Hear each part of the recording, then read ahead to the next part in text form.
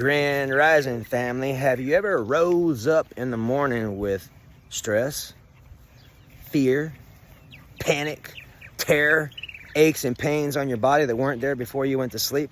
Well, if that's the case, today's message is for you, because that information is emotional information. And if you're interested in actually solving it, I will solve it for you in 1 minute or less. And I know that might sound a little cocky. Those are just the facts for me. If you have an interest in doing that, I'll do a one-time free call with you and show you for yourself. But here's what you can walk away with today.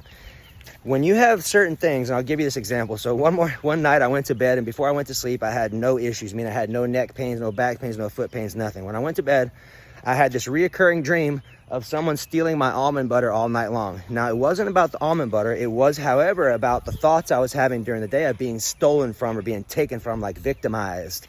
If you have these things going on and you have these types of dreams, that's information, especially when your body starts tracking this stuff, because your body's just like the dashboard of your car. When you got a pain or something going on, it's going to show up in a certain place, which is reflective of emotional information.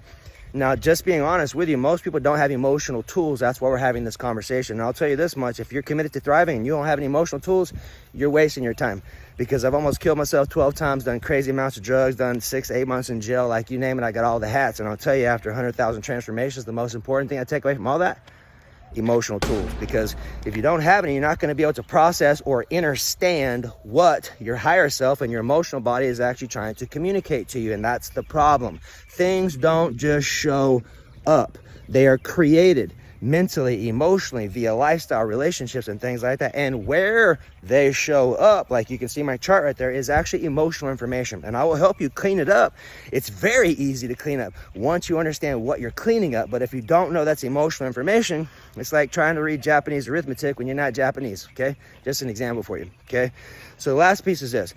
Back to the thing about me having someone stealing my almond butter on it. So when I rose up the next morning, my neck was all jacked up, my lower back, right hip, and the bottom of my right foot. Why those locations? Well, neck, anger, thinking, knowing, and remembering my head, my body is doing. So I had anger, had burdens going on. I had kidney stuff going on, which was my lower back, and I had the bottom of my lower foot, which is unforgiveness and understanding.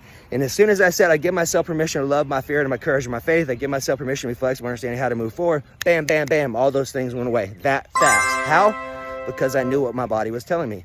And then I knew how to articulate a statement that was in opposition to that on the positive aspect up, and finito, done.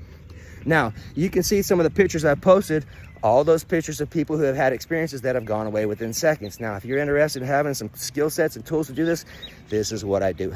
And I'll be glad to have a one-time free chat with you to show you how they work. If you got some value, share. If you got some questions, share those too. If you'd like to connect further, message me.